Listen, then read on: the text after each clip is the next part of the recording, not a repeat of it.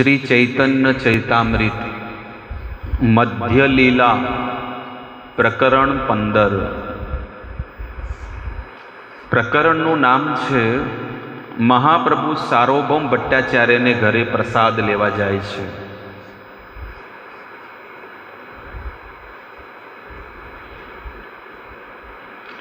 ગલે માલા દેન માથાર તુલસી મંજરી, યોડ હાથે સ્તુતિ કરે પદે નમસ્કરી। શ્રી અદ્વૈત પ્રભુ મહાપ્રભુના ગળામાં પુષ્પમાળા પહેરાવતા અને તેમના માથા ઉપર તુલસીની મંજરી ચડાવતા। ત્યાર પછી બંને હાથ જોડીને મહાપ્રભુને નમસ્કાર કરીને અદ્વૈત આચાર્ય તેમની સ્તુતિ કરતા। ચૈતન્ય મહાપ્રભુને જ્યારે સાર્વભૌમ ભટ્ટાચાર્યની સાથે જ્યારે મુલાકાત થઈ તો સાર્વભૌમ ભટ્ટાચાર્ય જાણતા હતા કે આ સાક્ષાત કૃષ્ણ છે, વજેન્દ્ર નંદન છે, એટલે એમને ગળામાં તુલસીની માળા પહેરાવતા। વૃંદાવનમાં જ્યારે તમે જાઓ તો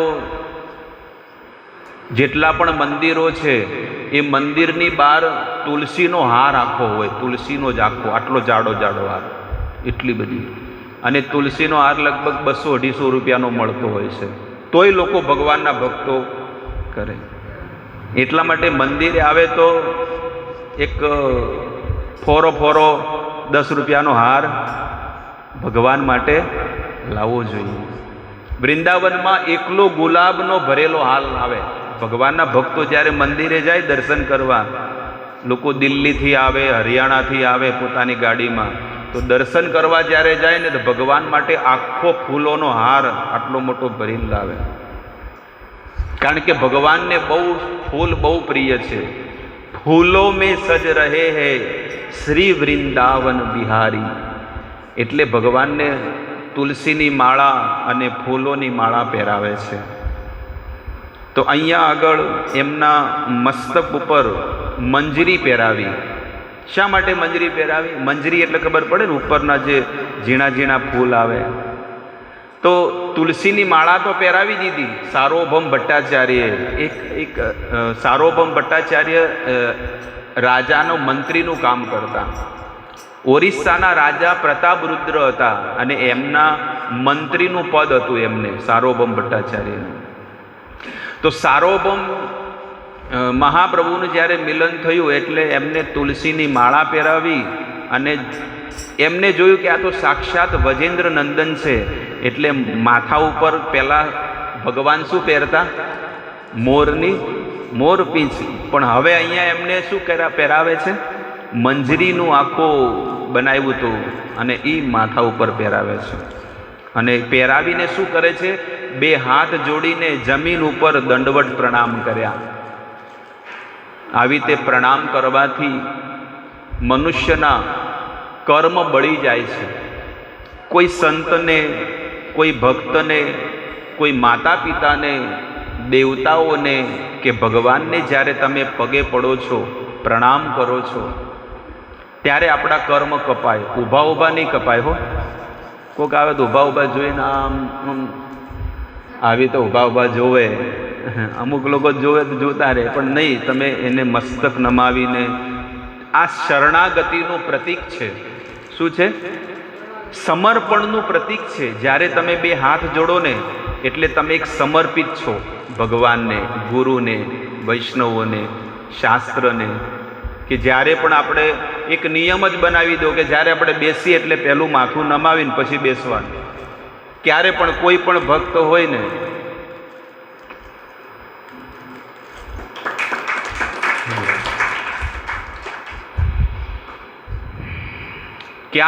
કોઈ પણ ભક્તને જ્યારે આપણે મંદિરે આવે તો સૌથી પહેલાં એને દરવાજા ઉપર જ પ્રણામ કરવા જોઈએ।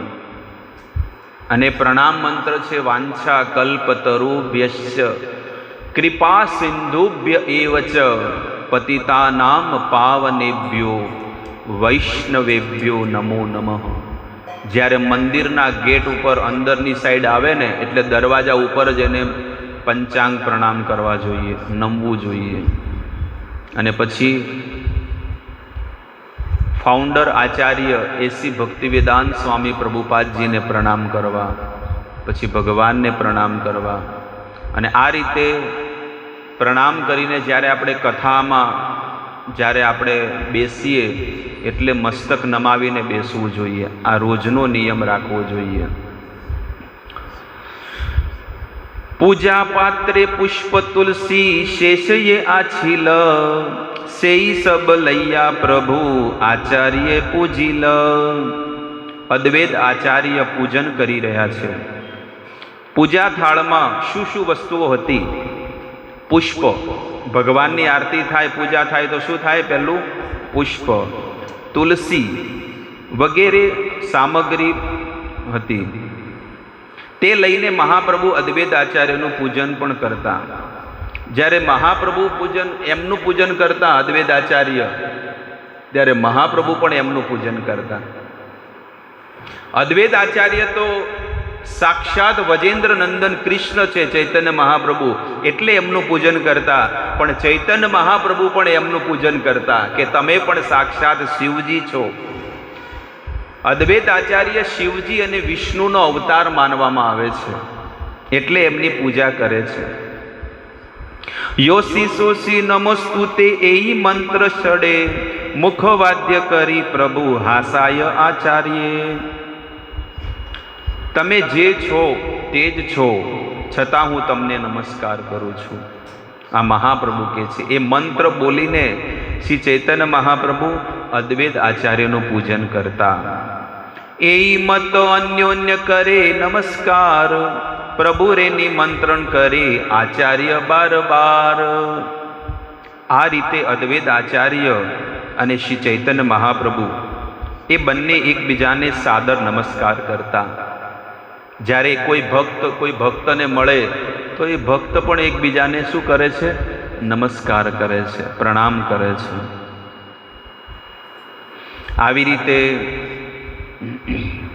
એક એક દિન એક એક ભક્ત ગૃહે મહોત્સવ, પ્રભુ સંગે તાહા ભોજન કરે ભક્ત સબ. એક એક દિવસે એક એક ભક્ત પોતાને ત્યાં શ્રી ચૈતન્ય મહાપ્રભુ તથા બીજા અનેક ભક્તોને ભોજન કરવા માટે નિમંત્રણ આપતા અને મહોત્સવ પણ કરતા. જુઓ, જ્યારે માણસનું જીવન ભક્તિમય બની જાય ને, તો એના જીવનમાં એને સંસારની કોઈ ચિંતા ન હોય કે તેજી છે કે મંદી છે કે શું છે. હમણાં તો માણસની એવી દશા થઈ ગઈ છે કે કોઈ સગાવાલાને બોલાવવો હોય તો ન બોલાવે, કે બોલાવશો તો કે જમવાનું બનાવવું પડશે, આ વસ્તુ કરવું પડશે અને ટકો આલવો પડશે, નહીં કહેતા? પણ તમે જુઓ કે જ્યારે ભક્તિના માર્ગે માણસ લાગે ને, એટલે કોઈ વસ્તુ જોતો નથી. બસ મારા ઘરે પ્રભુ પધારો, મારા ઘરે પગલાં કરો. અને પ્રસાદ પણ સુંદર મજાનો એટલો પ્રસાદ બનાવે અને ભગવાનના ભક્તને દક્ષિણા પણ આપે. કેમ એ સમય કેમ આપે છે? કારણ કે એનો ભાવ ઊંચો થઈ જાય, કારણ કે એને ભક્તિ કરી છે. એને ખબર પડી ગઈ કે શાસ્ત્રનો સાર એક જ છે કે મારા જીવનમાં જે પણ ધન મળ્યું છે ને, એને પ્રભુ સેવામાં જો ન લાગે ને તો કાંઈ કામનું નથી, ધૂળ છે, ધૂળ. અને હગાવાલામાં વાપરશું તો એ પણ કર્મનું બંધન લાગશે. એના કરતાં હું પ્રભુના કામમાં ન વાપરું, ભગવાનના કામમાં. ભગવાને મને કેટલું બધું આપ્યું છે. આવા ભાવથી ભક્તોનો સ્વભાવ બદલાઈ જાય છે અને પ્રભુ પ્રેમમાં તરબોળ થઈ જાય છે. એટલે તમે જુઓ કે ચૈતન્ય મહાપ્રભુને દરેક લોકો પોતપોતાના ઘરે બોલાવતા અને પહેલેથી પેન્ડિંગમાં હતું કે આવતીકાલે તો મારા ઘરે જ તમારે આવવાનું છે, હો, આ પાક્કું. એ કે ના ના, મારે તો કઈનું થઈ ગયું છે, અઠવાડિયા પહેલાનું. પમદાડાને રાખો, 2 દાડા પછી રાખો. બોલો, બધા લોકો કહે છે કે એક એક દિન એક એક ભક્ત ગૃહે. દરેક લોકો, ચતુર્માસ હતો ને, એટલે મહાપ્રભુ જગન્નાથપુરી જ્યારે આવતા ને, તો જગન્નાથપુરીના જેટલા પણ ભક્તો હતા ને, એ મહાપ્રભુને આમંત્રણ આપતા કે અમારા ઘરે આવો, કીર્તન કરો, મહાપ્રસાદ લો ને આનંદ કરો. સહી અન્નામૃત પાવો, રાધા કૃષ્ણ ગુણ ગાવો. પણ આપણે કેવું છે કે સહી અન્નામૃત પાવો, ખાટલા તોડો. ખાઈ ખાઈને શું કરવાનું? પણ અહીંયા આગળ કહે છે કે સહી અન્નામૃત પાવો. ભગવાનનો જ્યારે અન્ન પ્રસાદ મળે ને, તો એ પ્રસાદ લઈને ગુણગાન ગાવા ભગવાનના. પણ આપણે તો ઊંઘ આવે કે આમાં તો ઊંઘ આવે છે, ઓખો બંધ હોય છે. એટલે એવા ભક્તની સાથે રહો કે જેને ઉત્સાહિત હોય, આનંદમાં હોય, એને ક્યારે આળસ ન હોય, એવા ભક્તની સાથે રહેવું જોઈએ.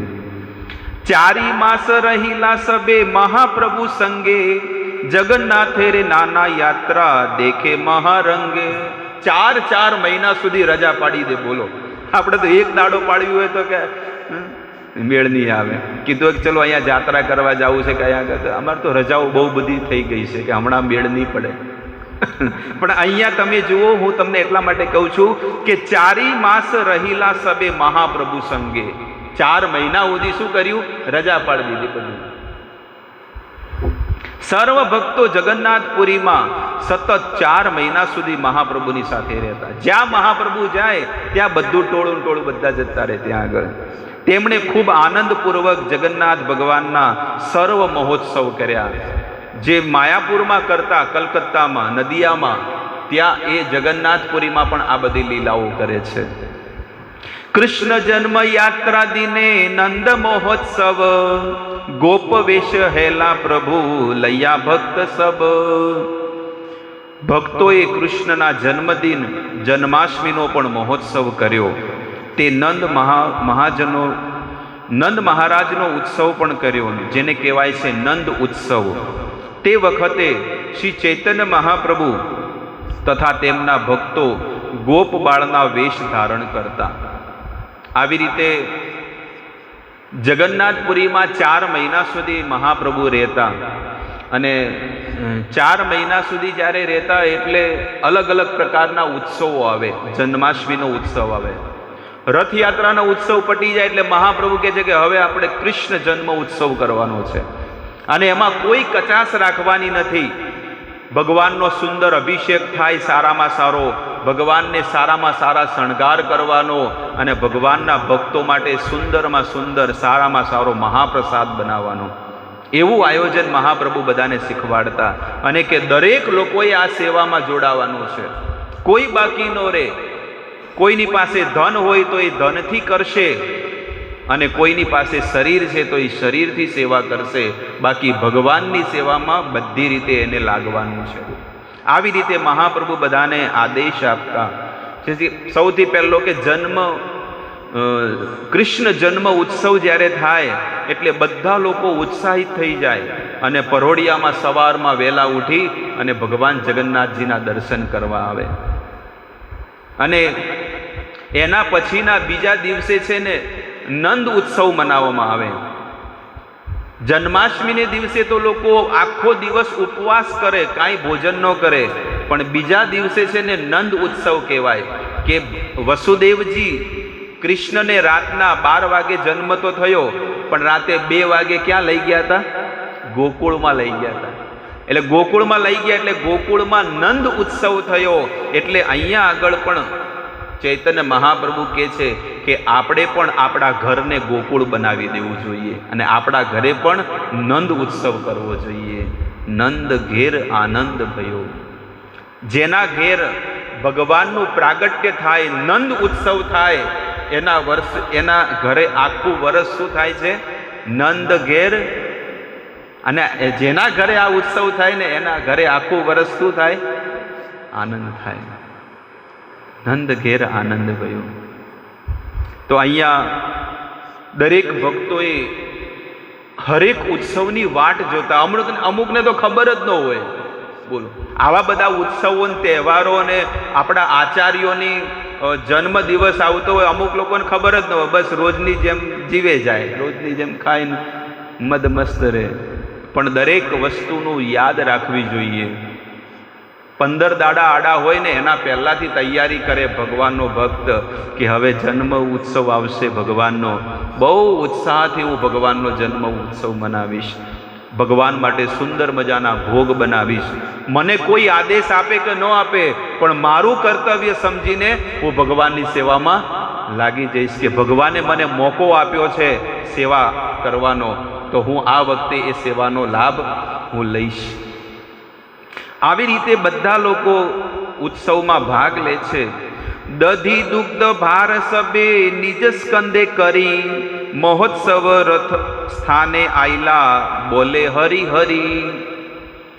ગોપ બાળકો જેવો વેશ પહેરીને તે બધા દૂધ અને દહીંના ઘડા અને લાકડી સાથે સંતોલન કરીને પોતાના ખભા ઉપર ઉપાડીને લઈ ગયા, અને એ રીતે બધા હરિ હરિ બોલ બોલીને પવિત્ર નામ સંકીર્તન કરતા.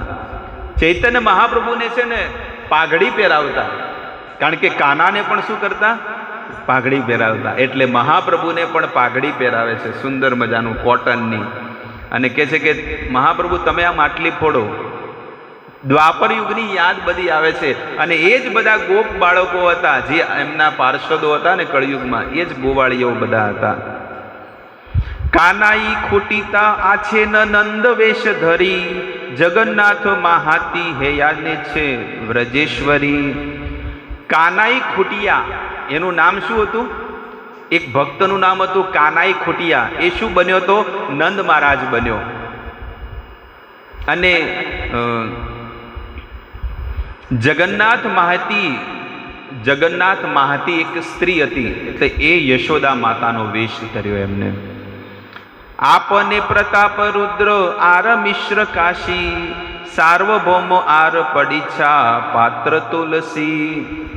તે વખતે રાજા પ્રતાપ રુદ્ર પોતે પણ કાશી મિશ્ર, સાર્વભૌમ ભટ્ટાચાર્ય તથા તુલસી પડીછા પાત્ર સાથે હાજર હતા. જ્યારે ભગવાનની આવી લીલાઓ થઈ નંદ ઉત્સવને દિવસે, તો રાજા પણ બધું છોડીને એ મહાપ્રભુની લીલામાં પ્રવિષ્ટ થઈ ગયા. ઇહાસ બાલૈયા પ્રભુ કરે નિત્ય રંગ, દધી દુગ્ધ હરિદ્રા જલે ભરે સબાર યંગ. હંમેશાની જેમ જે દર વખતે જે મહાપ્રભુ કરતા, એમ હંમેશાની જેમ શ્રી ચૈતન્ય મહાપ્રભુએ આનંદપૂર્વક નર્તન કર્યું અને બહુ નાચ્યા, બહુ આનંદિત થઈ ગયા. બધાના અંગ દૂધ, દહીં અને હળદરના પીળા જળથી અભિષેક કર્યા. અને ચૈતન્ય મહાપ્રભુએ દરેકના અંગમાં શું કરી દીધું?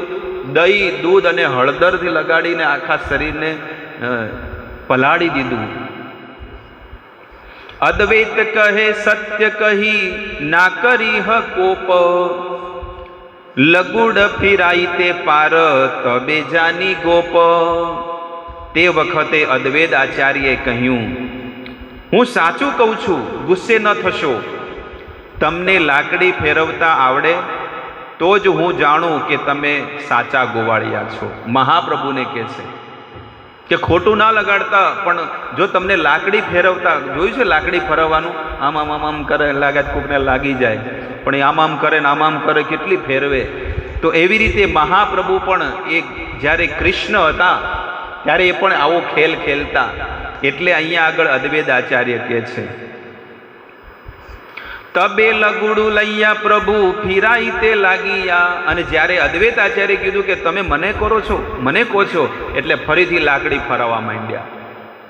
આવી રીતે ચૈતન્ય મહાપ્રભુ અલગ અલગ પ્રકારની લીલાઓ જે દ્વાપર યુગમાં જે કરી હતી એનું તરત જ એમને સ્મરણ થતું હતું, અને એ જ સ્મરણ થાય એટલે બહુ પ્રસન્ન થઈ જતા. શિરેર ઉપરે પુષ્ટે સમ્મુખે દુઈ પાસે, પાદ મધ્યે ફિરાય લંગુડું દેખી લોક હાસે. શ્રી ચૈતન્ય મહાપ્રભુએ જ્યારે લાકડી કેટલીક વખત પોતાના માથા ઉપર ફેરવી, કેટલીક વખત પોતાના પીઠ ઉપર ફેરવી, કેટલીક વખત સામેની બાજુએ ફેરવી, અને કેટલીક વખત અડખે પડખે અને કેટલીક વખત પોતાના પગની વચ્ચેથી ફેરવી દીધી. બે પગોની વચ્ચેથી ફેરવીને બહાર કાઢી દેતા. આવી રીતે ચૈતન્ય મહાપ્રભુ જગન્નાથપુરીમાં જ્યારે રથયાત્રા પતી ગઈ એના પછી આવી બધી લીલાઓ કરતા. અલાત ચક્રેર પ્રાય લગુડ ફિરાય, દેખી સર્વ લોક ચિત્તે ચમત્કાર પાય. શ્રી ચૈતન્ય મહાપ્રભુએ એ લાકડીને અગ્નિ ચક્રની જેમ વર્તુળ આકારે ફેરવી. જ્યારે તે જોનાર દરેક માણસના મનમાં આશ્ચર્ય થઈ ગયું કે આટલી ફાસ, જેમાં પંખો ફાસ ફરે ને એમ મહાપ્રભુ લાકડી ગોળ ગોળ ગોળ ગોળ ગોળ ગોળ ફેરવે. જેમ સુદર્શન ચક્ર કેમ ફરે એમ આજે મહાપ્રભુની લાકડી ફરી રહી છે. દ્વાપર યુગમાં સુદર્શન ચક્ર હતું અને કળયુગમાં એ લાકડી ફરી રહી છે. એ મત નિત્યાનંદ ફિરાયલ ગુડ કે બુજીએ તાહા દુહાર ગોપ ભાવ ગુઢ. નિત્યાનંદ મહાપ્રભુએ પણ એ રીતે લાકડી ફેરવી. અને નિત્યાનંદ પ્રભુ તો સાક્ષાત બલરામજી છે, શંકરષણ છે. અને એ કે મારો ભાઈ જો ફેરવે તો હું પણ આ લાકડીને ફેરવું છું. અને એ પણ ભાવાવેશમાં આવીને એ લાકડીને ફેરવવા માંડ્યા. મહારાજા પ્રતાપરુદ્રની આજ્ઞાથી મંદિરના અધિકૃષ્ટ તુલસી જગન્નાથ ભગવાનનું એક વપરાયેલું વસ્ત્ર લાવ્યા. રાજા પ્રતાપરુદ્ર જગન્નાથ ભગવાનને જે વસ્ત્રો પહેરાવેલા હોય ને એ જ વસ્ત્ર લાયા. હકીકતમાં ભગવાનના વસ્ત્રો કોઈ પહેરે નહીં, પણ અહીંયા આગળ એ ભગવાનના વસ્ત્ર લાવ્યા અને એમને પાઘડી પહેરી મહાપ્રભુને પહેરાવી છે. બહુમૂલ્ય વસ્ત્ર પ્રભુ મસ્તકે બાંધીલા છે ને, એકદમ સરળ છે ને. એ તમને પણ બંગાળી જે છે ને ગુજરાતી જેવું છે ને, તમને આવડી જશે તરત જ. આચાર્ય આદિ પ્રભુ ગણેર પહરાઈલા. અને બધા આચાર્યો ભેગા મળીને મહાપ્રભુને સુંદર મજાની પાઘડી પહેરાવી. કાનાઈ બુટિયા જગન્નાથ દુઈ જન આવેશ બેલાઈલા ઘરે છીલયત ધન. નંદ મહારાજનો વેશ ધારણ કરેલા કાનાઈ. કાનાઈ કેવો વેશ ધારણ કર્યો હતો? નંદ મહારાજનો, કે હું નંદ મહારાજ છું.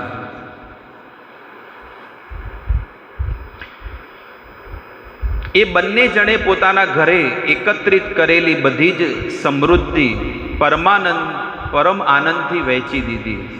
જે પણ બધું એમની પાસે હતું ને એ બધું બધા ભક્તોને આપી દીધું.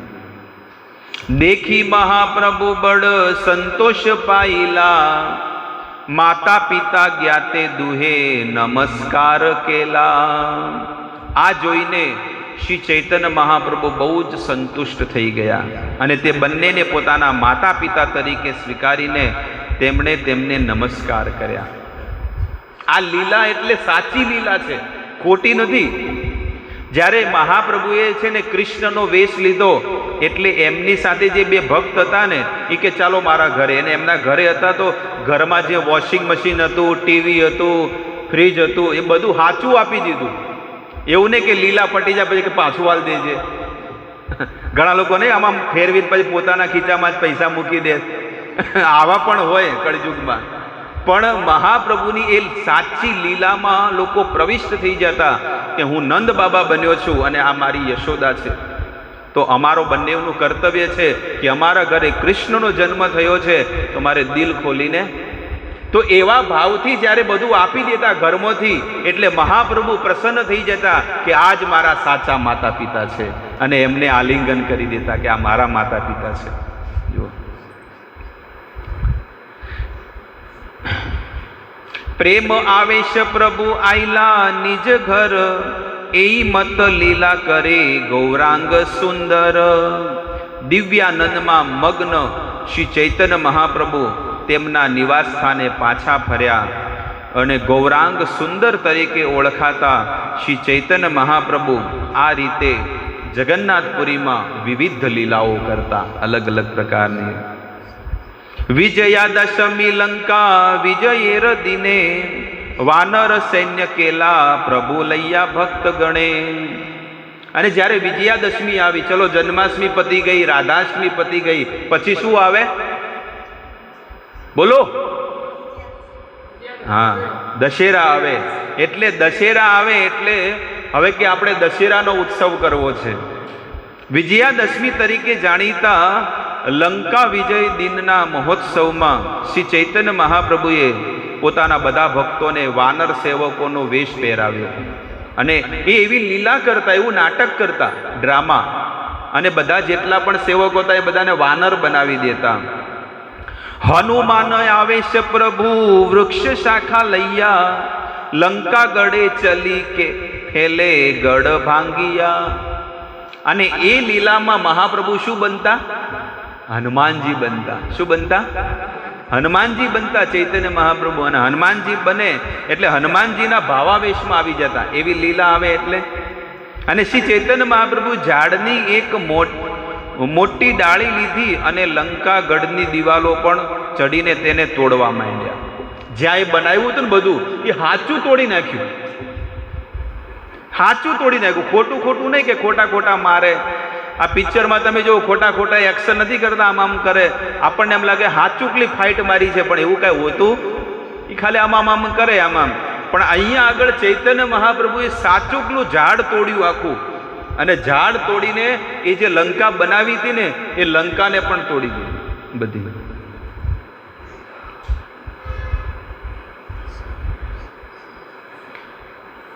કહા રે રાવણ પ્રભુ કહે ક્રોધાવેશે, જગન માતા હરે પાપી મરી મોસમ વેશે.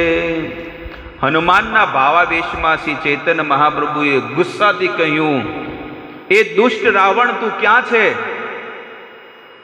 તેણે જગત માતા સીતાનું અપહરણ કર્યું છે, હવે હું તેને નહીં છોડું અને આખા કુટુંબ સહિત તેને મારી નાખીશ. એવો ભાવાવેશ થઈ જતો કે હું પોતે કોણ છું? હનુમાનજી છું, અને મારે ભગવાનની રક્ષા કરવા જવાનું છે, સીતા માતાની. ગોસાઈ આવેશ દેખી લોકે ચમત્કાર, સર્વ લોક જય જય ભલે બાર બાર. શ્રી ચૈતન્ય મહાપ્રભુનો દિવ્ય ભાવાવેશ જોઈને લોકો આશ્ચર્યચકિત પામ્યા અને વારંવાર જય હો કરીને કે આ જ સાચી લીલા છે. કે ત્રેતા યુગમાં જે લીલા થઈ હતી ને એ લીલાને આજે ચૈતન્ય મહાપ્રભુએ શું કર્યું છે? પ્રગટ કરી છે. એ તમત રાસ યાત્રા આર દીપાવલી, ઉત્થાન દ્વાદશી યાત્રા દેખીલા સકલી. અને એ દશેરાનો ઉત્સવ બી પતી ગયા પછી શું આવે? દિવાળી આવે.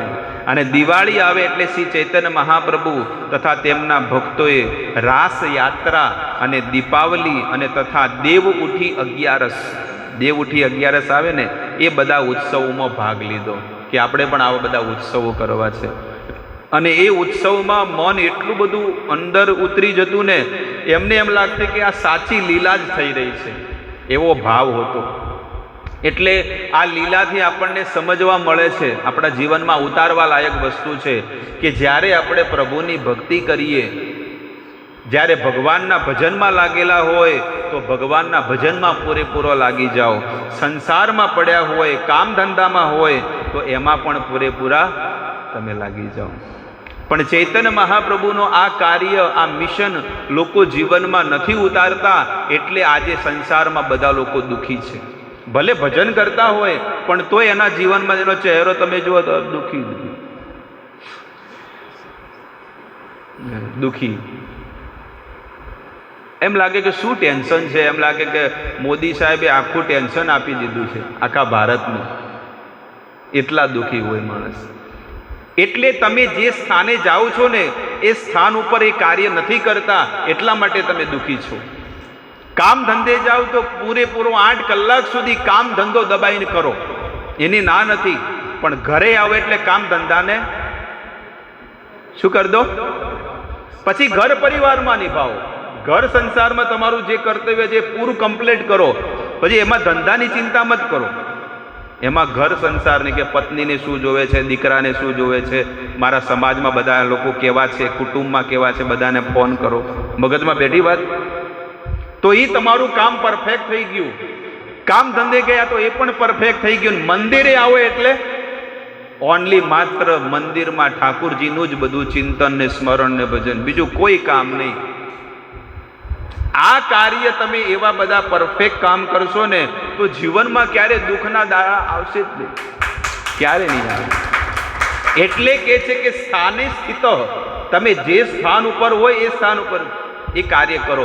મરણમાં ગયા છો તો મરણમાં તમે પ્રભુ ચિંતન કરો, સ્મરણ કરો. જે પણ તમારી દિનચર્યા, ત્યાં જઈને બીજીની વહુઓની કાપતા હોય, આવી દશા છે આપણી. ભૂંડી દશા એટલી ખરાબ છે ને કે જેની વાત મત પૂછો.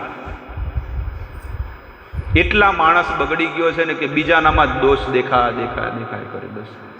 શું કામ તમે બીજાને ચિંતન કરો છો? શું કામ બીજાની ચિંતાઓ કરો છો? શું કામ બીજાના પાપ તમારામાં લો છો અને તમારા પુણ્ય થોડા ઘણા હોય તમે બીજાને આપી દો છો? એટલે તો આ દુઃખના ડુંગરાઓ છે. શીખો, જાણો, શું કામ બીજાનું તમે પાપ તમે જાતે લો છો? એક તો પુણ્ય તો કાંઈ થતું નથી, ધર્મ કાંઈ થતું નથી, ભક્તિ થતી નથી, માળા થતી નથી, ને એમાં તમે આવા કામ કરશો તો તમારે કાંઈ નહીં આવે. આમ ને આમ દિવસો જતા રહેશે, ખબર નહીં પડે. એટલા માટે ભક્તિ એવી સુંદર કરો કે ભગવાન પણ પ્રસન્ન થઈ જાય કે ભલે થોડુંક ભજન કરે છે પણ કેટલું સુંદર કરે છે. શાક તપેલું ભરીને આપણે બનાવો ઘરમાં, પણ બાફી નો કે કોઈ ના ખાય, પણ સુંદર મજાનું તેલ ને મસાલા ને અંદર માપનું નાખીને તમે બનાવો, મીઠું ને મરચું જે પણ હોય ટેસ્ટફુલ તમે બનાવો ને તો આંગળા ચાટી જાય ને એક પણ વસ્તુ વધે નહીં. અને પેલું તપેલું ભરીને બાફી નો હોય મેલ્યું લો કુકર ભરીને કોઈ ન ખાય, પછી નાખવું પડે. એવી રીતે એ વસ્તુ શીખવાડે છે કે ભજન કરો પણ સોલિડ, એકદમ પરફેક્ટ, બહુ સુંદર સુપર હિટ ભજન. સવારમાં વહેલા ઉઠીને ભજન કરો, માળા કરો, સવારમાં વહેલા ઉઠીને ભાગવત વાંચો. અને જ્યારે તમે વાંચશો ને તો તમને કંઠસ્થ થઈ જશે. કેમ યાદ નથી રહેતું? એનું કારણ આ છે કે કોઈ પણ પ્રકારના નિયમોનું પાલન નહીં, બહારનું લોકો ખાય, ગમે તેનું હાથનું બનાવેલું ખાય, એટલે કોઈ દિવસ કોઈ વસ્તુ યાદ રહેતી નથી. આ જે શરીરમાં છે ને લોહી હોય ને, લોહી, બ્લડ, એ બ્લડ શેનાથી બને છે? બોલો, અન્નથી બને છે ને. અને તમે જેવું પાપી વ્યક્તિના હાથનું બનાવેલું ખાઓ કે ગમે તેવા વ્યક્તિના હાથનું બનાવો ખાઓ, એ તમારા શરીરમાં જે લોહી ફરતું હોય ને એ પાપ રૂપી જ ફરે છે, એટલું સમજી લેજો. એટલે બહારનું હડેલું તો જિંદગીમાં ક્યારે ન ખાવું જોઈએ, ક્યારે નહીં. એક તો ભજન થોડું થાય ને એમાં પાછું બીજાનું બધું કરીને આડા વધે નહીં ધર્માભાઈ. એટલા માટે કે જે પાપ રૂપી અન્ન ક્યારે ન ખાવું જોઈએ. આ તો કોઈક ભાજપ વાળાએ ભજીયા બનાવ્યા હોય જેની કહે હેડજો હું તો છત્રી લઈને બેસી જાઉં, કોઈ કોંગ્રેસ વાળો હોય કે મજા આવી જાય, આજ તો પેટ કેટલું ફૂલી ગયો ખાઈ ખાઈને. એના માટે જ બનાવ્યું છે, જીવન જ એના માટે છે માણસને. જો તો ખરા તું આટલી વસ્તુ માટે તું ફર કરે છે, પેટ ભરવા માટે. અરે તને કેટલું સુંદર રૂપાળો દેહ ભગવાને આપ્યો છે, આ બધું છોડી દે જંફા મારી. તું કાંઈ નહીં કરે તોય ભગવાન તને આપશે. એક પશુ પક્ષી બધાને આપે છે ને તને નહીં આપે? આપશે, પણ તું ચિંતા છોડી દે.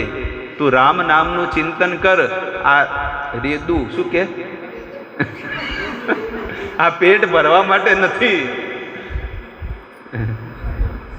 આ શબ્દો આપણા બધા બોલે એટલે હું તમને એટલા માટે કહું કે એકદમ આ કહેવામાં આવે ને કે આ પેટ ભરવા માટે જિંદગી નથી મળી. અમુક લોકો ખાવા માટે જ જીવતા હોય કે આ નહીં ખાવું તો બધું શું કોણ ખાશે, અને અમુક લોકો જીવવા માટે ખાતા હોય છે કે હું થોડુંક ભોજન કરીશ પણ ભોજન કરીને ભજન કરવા માટે છે. અને અમુક લોકો કે નહીં ખાવું તો બધું ખરાબ થઈ જશે, હળી જશે. એટલે હું જેટલી જગ્યા 15 દિવસ ગયો ને બધાને એક જ ઉપદેશ આપ્યો કે ચતુર્માસ ચાલુ થઈ ગયા છે. ચતુર્માસ ચાલુ થઈ ગયા છે એટલે એક ટાઈમ જમવાનું ચાલુ કરી દો. તમારા ભાગનું અન્ન સાંજનું હોય કે બપોરનું હોય, એક ટાઈમનું ભોજન બીજા કોકને મળશે. એટલા માટે આજથી એ નિયમનું પાલન કરો. અને 4 મહિના સુધી 120 દિવસ 120 ટંકનું જે ભોજન છે ને એ બીજા કોકને ભાગમાં મળશે અને એનું પુણ્ય તમારા ખાતામાં જમા થશે. કેટલું મોટું પુણ્ય કે તમારા ભાગનું એક ટાઈમનું ભોજન તમે બીજા કોકને આપી દો છો. એ ઓટોમેટિક જશે જ ને. તમે નહીં ખાવ તો બીજા કોકને મળશે કે નહીં મળે? એ જ રોટલો શાક દાળ ભાત, તો તમે કેટલું મોટું પુણ્ય કરો છો ચતુર્માસની અંદર. એટલા માટે એક ટાઈમ ભોજન કરવાનો નિયમ રાખો. બસ પાણી પીને સવારે હોય કે સાંજે તમારે 2 ટાઈમમાંથી કોઈ ટાઈમમાં ખાઈ લો. અમને તો સવારે ફાવે છે, સવારે 9 વાગે લઈ લઈએ ભોજન, એટલે બીજા દિવસે સવારે 9 વાગે લેવાનું. તો આ સંકલ્પ કરો આજથી. જો મહાપ્રભુને, જો ભગવાનને તમારે પ્રસન્ન કરવા હોય તો આ 4 મહિનામાં તમને જે મોકો મળ્યો છે એનો લાભ લઈ લો. અને 4 મહિના બહુ ભજન કરો, બહુ માળા કરો, બહુ જાત્રાઓ કરો, બહુ તીર્થોમાં સ્નાન કરો, બહુ દર્શનો કરો, બહુ ભજનો રાખો, આપણા ઘરે કીર્તનો રાખો, બસ રાખવા જ છે, ગમે તે થઈ જાય, પણ મારે આ કાર્ય કરવું છે. અને આ જો હું કાર્ય નહીં કરું ને તો મારા જીવનમાં હું સૌથી મોટું નુકસાન કરી રહ્યો છું. એટલા માટે આ કાર્ય આપણને જો કોઈ સામેથી આપણને કહેતું હોય ને તો આપણી શું હોવી જોઈએ? હા, મારે કરવું છે, ચાલો કરીએ.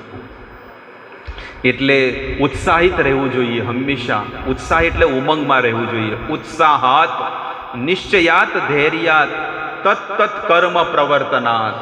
ભક્તિના કામમાં હંમેશા આનંદિત અને ઉત્સાહિત રહેવું જોઈએ. આપણું જીવન જોઈને માણસ સામેવાળો વારે વારે આપણને કહે કે વાહ, ભક્તિ તો તમે કરો છો, તમને કેટલો વિશ્વાસ છે ભગવાનમાં, કેટલી શ્રદ્ધા છે.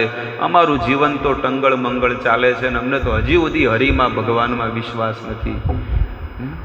એટલે એવો વિશ્વાસ રાખો ભગવાનમાં.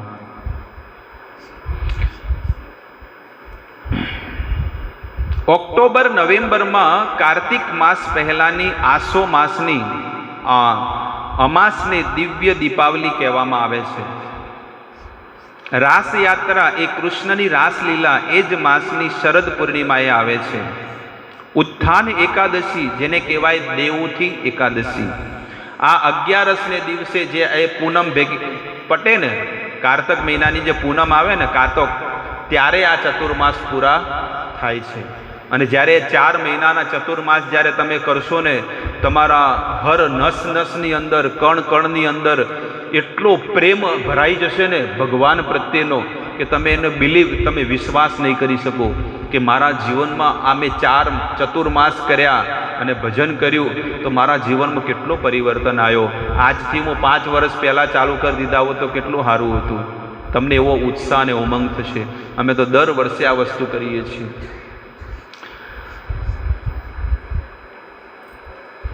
શ્રી ચૈતન્ય મહાપ્રભુના સર્વ ભક્તોએ આ બધા ઉત્સવોમાં ભાગ લીધો અને દરેકે આ મહાપ્રભુના આદેશ પ્રમાણે એમને જીવન જીવ્યું. એક દિવસે શ્રી ચૈતન્ય મહાપ્રભુ તથા નિત્યાનંદ પ્રભુ એ 2 ભાઈઓએ એકાંતમાં સાથે બેસીને એક યુક્તિ કરી કે બસ આપણે આ કામ નથી કરવું, આપણે બીજું પણ કામ કરવું છે. આપણે જે ભક્તિનો ધર્મનો પ્રચાર કરવા માટે આ પૃથ્વી પર આવ્યા છીએ ને, એ કામને આજે આપણે હવે પૂરું કરવું છે. એ બંને ભાઈઓ ચર્ચા કરીને શી યુક્તિ કરી તે કોઈ જાણી શક્યું નહીં, પરંતુ પાછળથી બધા ભક્તોને અનુમાન કર્યું એના વિશે હતી. ત્યાર પછી શ્રી ચૈતન્ય મહાપ્રભુએ બધા ભક્તોને બોલાવ્યા અને તેમને બંગાળ પાછા ફરવા માટે કહ્યું કે ચલો હવે ચતુર્માસ તો પૂરા થઈ ગયા, હવે આપણા ધંધે લાગો. કયો છે આપણો? આપણે 4 મહિના તો ભજન કર્યું પોતાનું, પણ આપણો સાચો ધંધો છે કે ગલી ગલીમાં, નગર નગરમાં જઈને ભગવાનના નામનો પ્રચાર કરવો જોઈએ. હવે ચૈતન્ય મહાપ્રભુ કહે છે. ત્યાર પછી શ્રી ચૈતન્ય મહાપ્રભુ બધાને બોલાવ્યા અને કીધું કે ચલો બંગાળ તરફ, આપણે હવે ધર્મનો પ્રચાર કરવાનો છે. આ રીતે તેમણે બધાને વિદાય કર્યા. બધાને મિટિંગ કરી અને બધાને કીધું કે ચાલો તમારે આ ગામમાં જવાનું છે, તમારે પેલા ગામમાં જવાનું છે. બધા ગ્રુપ બનાવી અને બધાને જવાબદારી સોંપી દીધી કે તમારે આ કામ કરવાનું છે. તો બધા લોકો શું કે યસ, હું આ કામ કરીશ. સર્વ ભક્તોને વિદાય આપતા શ્રી ચૈતન્ય મહાપ્રભુએ તેમને દર વર્ષે પોતાને મળવા માટે જગન્નાથપુરી આવતા અને ગુંડીચા મંદિરને સ્વચ્છ કરવાની વિધિ નિહાળવા વિનંતી કરી. દર વર્ષે આવું કાર્ય કરતા. જ્યારે પણ બધા કલકત્તાના, માયાપુરના બધા લોકો આવે એટલે બધાને શીખવાડતા કે સેવા કરવી તો આવી રીતે કરવી. થોડીક પણ ભૂલ કે થોડીક પણ કચાશ ભગવાનની સેવામાં ન રાખવી જોઈએ. આચાર્ય રે આજ્ઞા દિલ કરીલા સન્માન, આ ચંડાલ આદિ કૃષ્ણ ભક્તિ દિનો દાન. શ્રી ચૈતન્ય મહાપ્રભુએ અદ્વૈત આચાર્યને આદર સહિત વિનંતી કરી, નીચમાં નીચ માણસ ચાંડાલથી પણ માંડીને સર્વે લોકોને કૃષ્ણ ભાવનામૃતની ભક્તિ આપો. બધા મેન આચાર્યો, જે મેન લીડરો હતા ને, એને પ્રાઇવેટ મિટિંગ કરી. જે નાના નાના સેવકો હતા એ લોકોને અલગથી કીધું, કારણ કે બધાને અલગ અલગ પોતાની બુદ્ધિ પ્રમાણે સેવા આપવી જોઈએ ને. એ લીડરમાં એ ગુણ હોવો જોઈએ કે આ વ્યક્તિ આ વસ્તુ જ કરી શકશે, આને ઉપર નહીં આપશો તો મેળ નહીં આવે. કોકને ઝાડુ મારતા આવડતા ને ભાઈ કે તું વઘાર માર.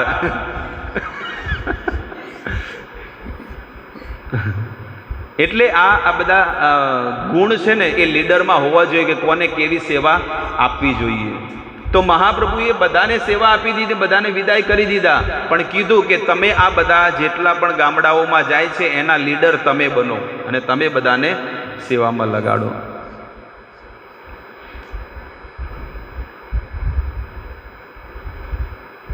સર્વ ભક્તોને વિદાય આપવા પછી શ્રી ચૈતન્ય મહાપ્રભુએ મેન મુખ્ય લોકોને બોલાવ્યા અને કીધું કે નીચમાં નીચ વ્યક્તિને પણ છે ને તમે કૃષ્ણ ભાવનામનો પ્રચાર કરો.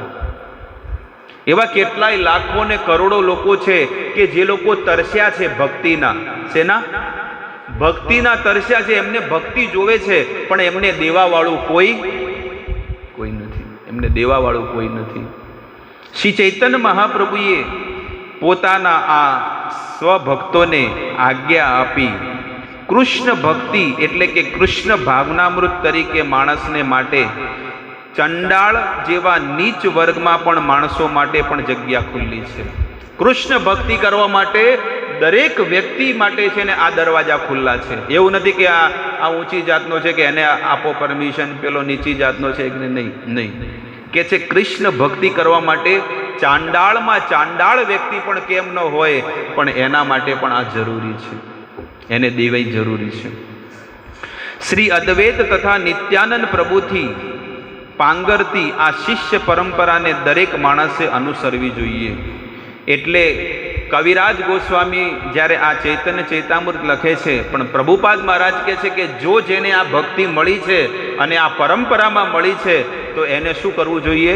ભક્તિનો પ્રચાર કરવો જોઈએ, ધર્મનો પ્રચાર કરવો જોઈએ, અને એનાથી ભગવાન તમારી પર બહુ પ્રસન્ન થાય છે. બ્રાહ્મણથી માંડીને નીચમાંથી નીચી વ્યક્તિના કક્ષાના માણસને પણ ધર્મનો પ્રચાર કરવો જોઈએ.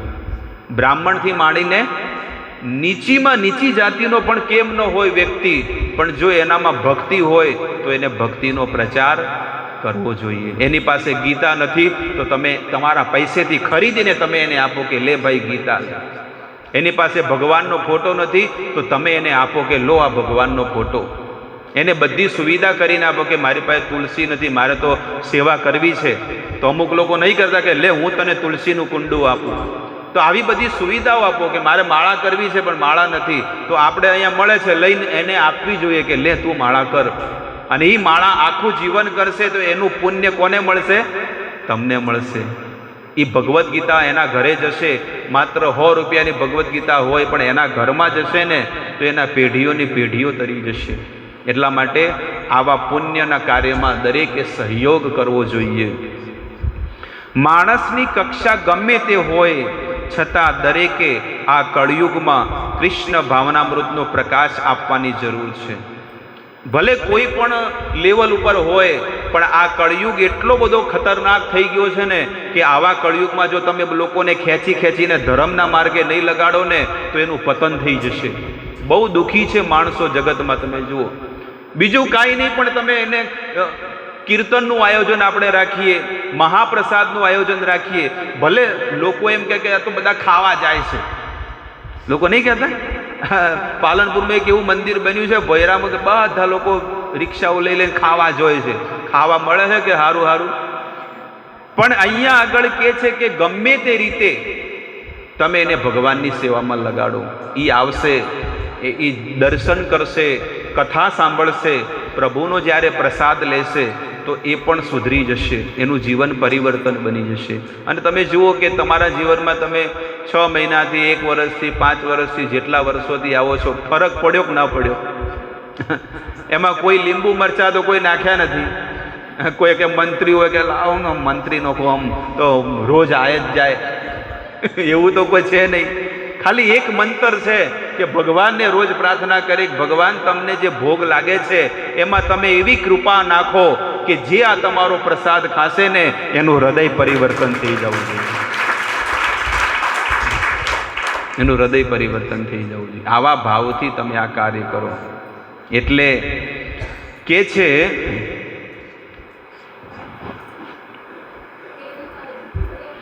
તે આજથી સમયથી સૌથી મોટું જરૂરિયાત છે. દરેકે માણસે ભૌતિક જીવનની તીવ્ર પીડા ખરેખર અનુભવે છે. શીલ પ્રભુપાદજી લખે છે કે આ સંસારમાં દરેક વ્યક્તિ સંઘર્ષ કરે છે અને દુઃખમાં પીડાયો જાય છે રાત દિવસ. એ બહુ મહેનત કરે, બહુ કષ્ટી કરે કે સુખી થવા માટે, પણ સુખ થતું જ નથી, મળતું જ નથી. બાકી બહુ ઈચ્છાઓ નથી કે આમ થઈ જાય તો સારું, આમ થઈ જાય તો સારું, પણ થતું જ નથી. એ પીડાઓ દિવસે દિવસે વધે જશે, પણ એને આ પીડાઓમાંથી જો નીકાળવા હોય તો એને ભગવાન તરફ એને વાળો, ધર્મ તરફ તમે એને વાળો, સનાતન માર્ગ. દરેક માણસ ભૌતિક જીવનની તીવ્ર પીડામાં ખરેખર પીડાઈ રહ્યો છે.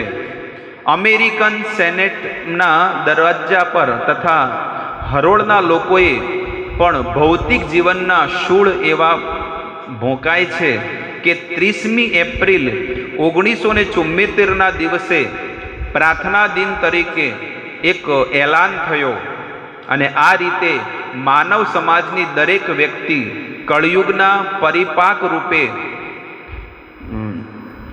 ગોચ પરોણાથી પીડાય અનુભવે છે.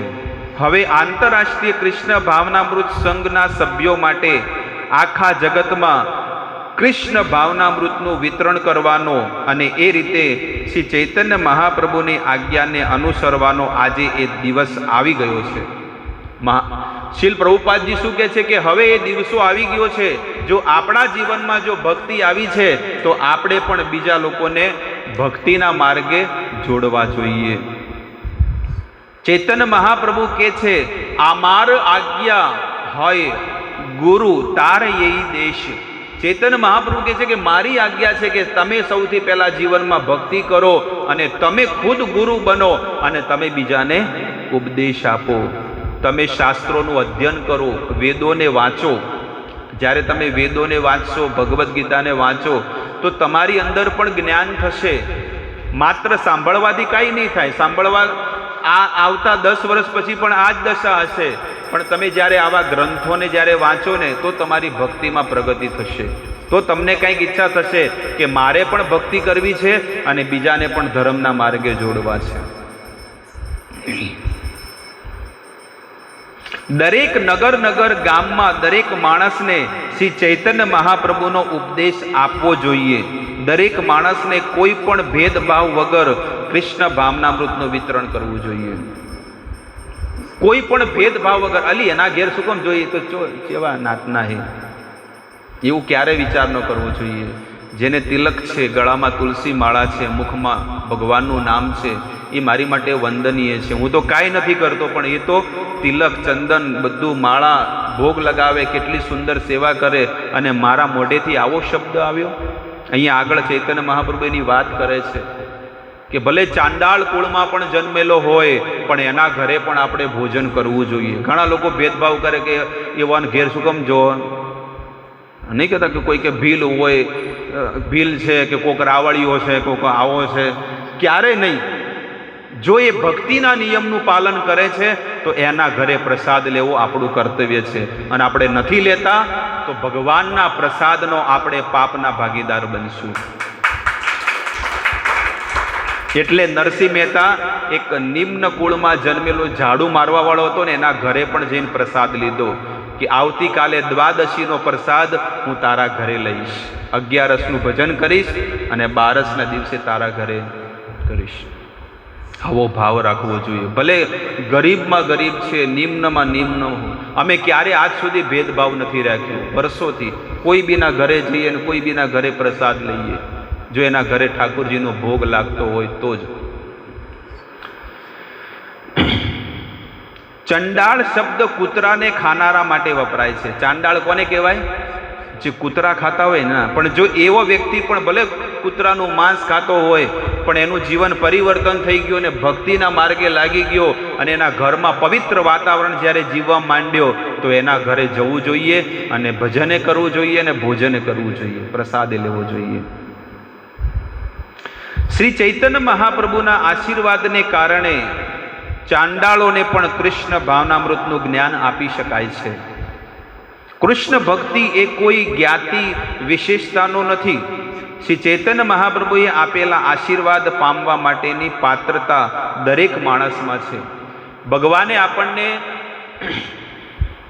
આપણને જે વસ્તુ આપી છે, ભક્તિ આપી છે, એ દરેક વ્યક્તિ એનો હકદાર છે. ભલે નથી કરતા તો એ માણસની મોટી ભૂલ છે, પણ ભગવાને દરેકને કીધું છે કે દરેકને ભક્તિ કરવાનો હક છે, અને જે નથી કરતો હોય તો એ ભોગવશે. આ શ્લોકમાં દાન શબ્દ અર્થસૂચક છે. કૃષ્ણ ભાવનામૃતનું વિતરણ કરવામાં રોકાયેલી કોઈ પણ વ્યક્તિ દાન આપનાર દાતાર છે. જ્યારે આવો કૃષ્ણ ભાવનામૃતનો પ્રચાર થતો હોય, મંદિરો બનતા હોય, ભગવાનની સેવા થતી હોય અને ધર્મનો પ્રચાર થતો હોય, તો દાતાર જે હોય ને, દાની એને ખુલ્લે મનથી એને દાન આપવું જોઈએ. તો એ જ સંકલ્પથી આજે આપણે પણ સુંદર મજાની ભગવાનની પાલખી બનાવડાવી છે સામેથી, અને આ પાલખી ઉપર ભગવાન વિરાજમાન થશે, જગન્નાથ, બલદેવ, સુભદ્રા. અને આ પાલખીથી દર શનિવારે હરેક ગામડાની અંદર આપણે ભગવાનના કીર્તન અને દરેકના ઘરમાં ભગવાનની પધરામણી કરવાની છે. અને એમાં દરેક લોકોએ ઉત્સાહિત બનીને જે સમય આપ્યો હોય એ સમય પ્રમાણે લોકોએ આવી જવું જોઈએ.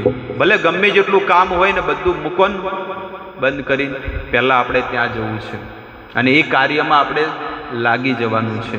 કે દર શનિવારે આપણી પણ એક જવાબદારી બનશે કે આપણે હરેક ગામડે જઈને બધાને હરિનું નામ, ભગવાનના દર્શન, અને અહીંયા મંદિરે પ્રસાદ બનશે, એ પ્રસાદ બધાને ઘરે દેવાનો છે. અને આ કાર્ય દર શનિવારે થશે અને દરેક લોકોએ આમાં જોડાવાનું છે. જો તમારે ભક્તિ કરવી હોય, ધર્મનો પ્રચાર કરવો હોય અને ભક્તિમાં આગળ વધવું હોય તો પાપા પગલી કરવાથી કાંઈ નહીં થાય. તમે જ્યારે ભક્તિનો પ્રચાર કરશો તો ભગવાન તમારી ઉપર એટલી કૃપા અને આશીર્વાદ વરસાવશે. મહાપ્રભુનો અને જગન્નાથ ભગવાનનો એક કૃપા અવતાર છે, અને આ કૃપા અવતાર ક્યારે તમારી પર કૃપા વરસાવશે? મંદિરે આવવાથી નહીં આવે. મંદિરે આવવાથી થોડી કૃપા કરશે, પણ જ્યારે એ ભગવાનની વાણીનો, જ્યારે ધર્મનો પ્રચાર થશે અને લાખો લોકો જ્યારે આ મંદિરે જ્યારે આવતા થશે ને, ત્યારે ભગવાન તમારી પર કૃપા કરશે કે વાહ, આ મારો સાચો ભક્ત છે. ગીતામાં સ્વયં ભગવાન કહે છે, ય ઇદમ પરમમ ગુહ્યમ. ય ઇદમ એટલે કે આ વેદોનું જ્ઞાન પરમ ગુહ્ય છે, પણ મદ ભક્તે, પણ જે મારા જેટલા પણ ભક્તો છે એને જો કોઈ પ્રચાર કરે છે તો કહે છે કે એનાથી પ્રિય મને આ જગતમાં બીજું કોઈ નથી. એટલા માટે ભગવાનના ભક્ત રિક્સ લે છે, પોતાની ભક્તિને પણ દાવ પર લગાડીને એ ધર્મનો પ્રચાર કરે છે.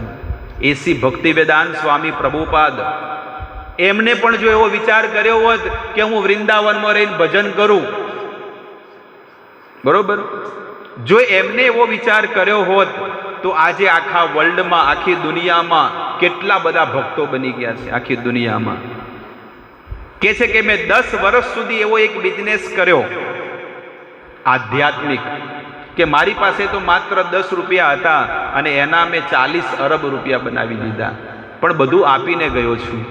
મંદિરો, આ બધા એક મંદિરો આજે 20-20, 25-25 કરોડના મંદિરો તૈયાર થતા હોય નાની નાની સિટીમાં, અને મોટી સિટીઓમાં તો કેટલા, માયાપુરમાં મંદિર બને છે, એ બની રહ્યું છે લગભગ 2500 કરોડ રૂપિયાના ખર્ચે. 2,500 કરોડ રૂપિયા. 2,500 કરોડ એટલે કેટલા છે? એટલા બધા રૂપિયાના ખર્ચે મંદિર બની રહ્યું છે. એટલા માટે તમે જુઓ કે આખા વર્લ્ડમાં, દુનિયામાં લગભગ 1000 મંદિરો છે. 1000. તો શીલ પ્રભુપાદજીને ગયા એના પછી આ 50 કે 60 વર્ષ થયા, તો 60 વર્ષોની અંદર આટલા બધા મંદિરો બનાયા. કેટલા બધા ગુરુકુળો છે, અને ગુરુકુળોમાં એટલી સુંદર શિક્ષાઓ આપે છે કે મુંડન રાખવું, ધોતી કુર્તા પહેરવા, અને બાળકોને 4 વાગે ઉઠાડી અને સાધના કરાવી, એમને સંસ્કૃત શીખવાડે, સંસારનું જ્ઞાન પણ આપે છે. આજે ભણતર આપણા છોકરાઓ ભણે છે ને, એ બધું પણ જ્ઞાન આપે, અને મોટો થઈને બિઝનેસ પણ કરી શકે, નોકરી ધંધો સંસારમાં પણ આવી શકે છે, અને એને કદાચ બ્રહ્મચારી બનવું હોય તો મંદિરે ઠાકોરજીની સેવા પણ કરી શકે છે. તો ગુરુકુળો બનાયા, મંદિરો બનાયા, અને જેટલા પણ સંસારી માણસો જે સંસારમાં દુઃખ ભોગવતા હતા એને આજે ભગવાનના દર્શન ને પ્રસાદનો એટલો ચમત્કાર થઈ ગયો, એ બધું મૂકી દીધું અને હવે પોતે ભગવાનની સેવામાં લાગી ગયા છે. એટલા માટે એક વ્યક્તિ, એક સંતની કૃપાથી આજે કરોડો માણસો છે ને ધર્મના માર્ગે લાગી ગયા, ભક્તિના માર્ગે લાગી ગયા. એને હવે સંસાર ફીકો લાગવા માંડ્યો કે સંસારમાં કાંઈ નથી રહ્યું. અને બીજા તો હજી મથી રહ્યા છે કે લાવ થોડોક લાવો લઈ લો અંદરથી, મથો, કાંઈ નહીં મળે, કાંઈ નહીં મળે. એટલા માટે શાસ્ત્રની વાતોને જીવનમાં ઉતારો અને પોતે ભક્તિ કરો અને ધર્મનો પણ પ્રચાર કરો.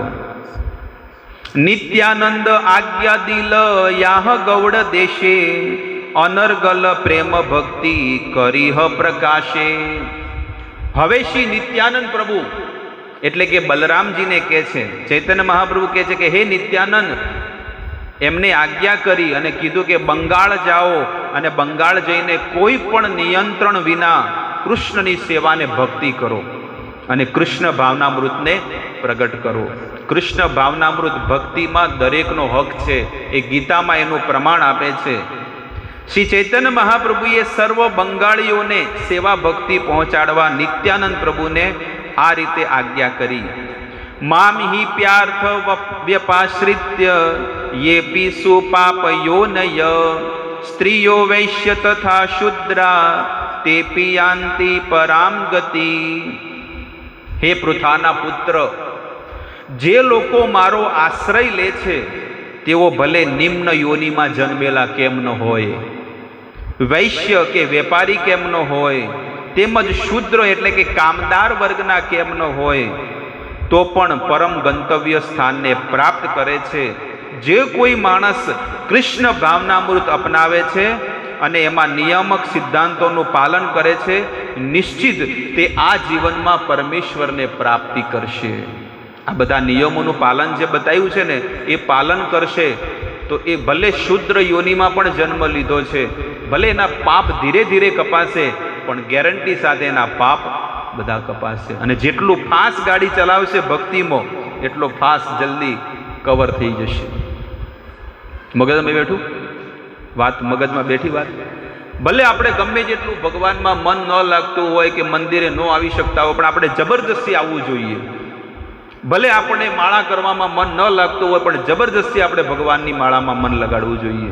ભલે આપણે વાંચન કરવામાં મન ન લાગતું હોય, પણ તોય જબરદસ્તી આપણે વાંચન કરવું જોઈએ. ભણવામાં હું પાછળ કેમ હતો? કારણ કે વાંચવામાં લખવામાં ખૂબ કંટાળો આવતો, પણ અત્યારે કેમ આવે? કાંઈ આવે છે? આજે વાંચું જ છું, નથી આવતો. કેમ? કારણ કે મારે મારી ભક્તિને વધારવી છે. મારે આ જગતમાં હળવું નથી, આમ મરવું નથી, મારે આમાંથી નીકળવું છે. આવી આપણામાં જે ઉત્સાહ છે ને, આ દરેકમાં હોવો જોઈએ કે મારે પણ આ કાર્ય કરવું છે.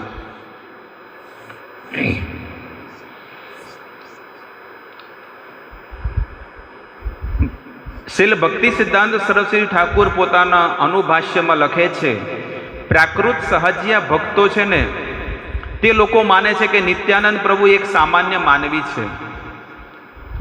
સાહજિયા ભક્ત કોને કહેવાય ખબર છે? ભગવાનની ભક્તિ કરે, સેવા કરે, પણ લોકોની અંદર દોષ જોજો કરે, એને સહજિયા ભક્ત કહેવામાં આવે. અને બીજાની અંદર અપરાધો જ કરે.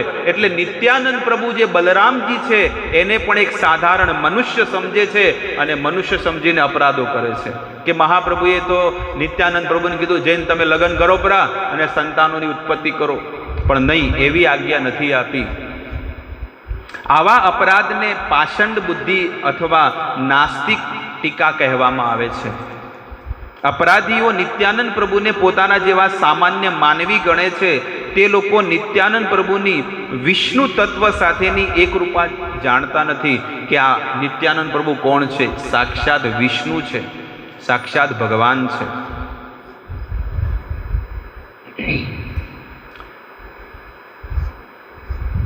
નિત્યાનંદ પ્રભુને સામાન્ય માનવી માનવા એ તો ગુણપાત્મકવાદીઓ તરીકે ઓળખાતા માનસિક તર્ક વિતર્ક કરનારાઓનો ધંધો છે. આ લોકો ત્રણ ભૌતિક મૂળ તત્વોની થેલા કુણપે ત્રિધાતુ કે રૂપ આ ભૌતિક શરીરને પોતાની જાતને માની લે છે. જે શરીરના લેવલ ઉપર કર્મ કરતા હોય ને એ નિશ્ચિત એ જીવાત્માને દોષ દેખાય ને દેખાય, પણ જ્યારે આત્માના સ્તર ઉપર જ્યારે તમે કર્મ કરવાનું ચાલુ કરશો ને તો નિશ્ચિત ક્યારે કોઈ પણ વ્યક્તિમાં તમને દોષ નહીં દેખાય.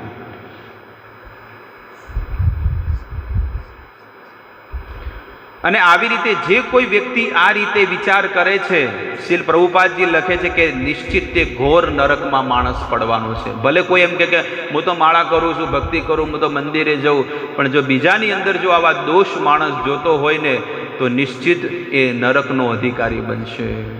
અને મર્યા પછી જ્યારે શરીરનું પ્રાપ્તિ તો થશે, પણ એને ક્યાં થશે? ભગવાનના ધામમાં થશે. કારણ કે ભજન તો કર્યું છે, તો હવે ક્યાં જશે? ભગવાનના ધામમાં. પણ શું બનશે? ભૂંડ બનશે. ભૂંડ કૂતરો ભલે ત્યાં દુઃખ ભોગવે, પણ ક્યાં આગળ બનશે? પ્રભુના ધામમાં. જેમ પેલા 2 ઝાડવા બન્યા હતા, ખબર છે ને તમને? નલ કુંવર ને મણિગ્રીવ. એટલે નારદ મુનિએ દયા કરી અને ગોકુળમાં ઝાડ બનાયા. એટલે ભલે ભગવાનના ધામમાં ભૂંડનોય જન્મ મળે, પણ અહીંયા મનુષ્યનો ન મળે તો કાંઈ વાંધો નહીં, પણ ત્યાં ભલે ભૂંડનો મળે ભગવાનના ઘરે તો હું લેવા માટે તૈયાર છું.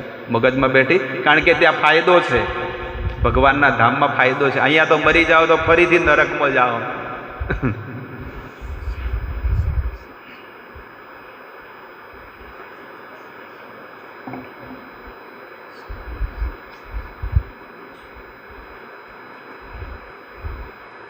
જે લોકો સ્વાર્થી છે અને જેમની મનોવૃત્તિ વેપારી જેવી છે, તે લોકો એમના ફળરૂપ મોજાથી ઘણી વસ્તુઓ અવશ્ય ઉપજાવી શકે અને પ્રમાણિત વેદશાસ્ત્રોની વિરોધમાં લોકો બોલી શકે. તે લોકો નિર્દોષ લોકોને છેતરવાના ધંધા, થોડાક દ્રવ્યો ઉપાર્જનમાં વ્યસ્ત રહે અને એવા અપરાધજનક વિધાનો કરીને પોતાના ધંધામાં કાર્યક્રમને ટેકો આપવા પ્રયત્ન કરે. ખરેખર તો નિત્યાનંદ પ્રભુ શ્રી ચૈતન્ય મહાપ્રભુના વિસ્તાર હોવાથી સૌથી વધારે ઉદાર અવતાર છે. કોઈ પણ માણસે એમને સામાન્ય માનવી માનવા ન જોઈએ. બ્રહ્માએ પ્રજાની વૃદ્ધિ માટે જેમને આજ્ઞા કરી તેવા પ્રજાપતિ જેવા વ્યક્તિ ગણવા ન જોઈએ. નિત્યાનંદ પ્રભુને ઇન્દ્રિય ઉપભોગનું સાધન માનવા ન જોઈએ. જો એ વ્યવસાયિક કહેવાતા ધર્મોપદેશકો એને ટેકો આપે છતાં એના વિધાનો કોઈ પણ પ્રગટ શાસ્ત્રોમાં મળતા નથી, ખરેખર તો તે સહજિયા ભક્તો છે. કૃષ્ણ ભક્તિના બીજા ધંધાકારી વિતરકો વડે કરવાતા આવા વિધાનોને કોઈ સમર્થન મળતું નથી. અહીંયા આગળ પ્રભુપાદ મહારાજ કહે છે કે યોગ્ય ગુરુ પરંપરામાં રહીને ભજન કરીને આપણે આમાંથી નીકળવું જોઈએ. પણ અમુક એવા સહજિયા ભક્તો છે કે કૃષ્ણનો આશ્રય લઈને પોતાની દુકાનો ચલાવતા હોય, પોતાનો ઘર ચલાવતા હોય, પણ શ્રીલ પ્રભુપાદજી કહે છે કે મેં એક એવું આ ઘર બનાવ્યું છે કે આની અંદર તમે જોડાઈને કૃષ્ણ ભક્તિથી ભગવાનના ધામમાં તમે જઈ શકો છો. એટલે કે છે કે માણસે હર ઘડી દરેક ક્ષણે ક્ષણે છે ને એને સતર્ક રહેવું જોઈએ અને સતર્ક રહીને ભગવાનનું ભજન કરવું જોઈએ. તો અહીંયા હું મારી વાણીને વિરામ આપું છું. હવે બધા એક માળા કરશે, માળા બધાને આપી દઉં.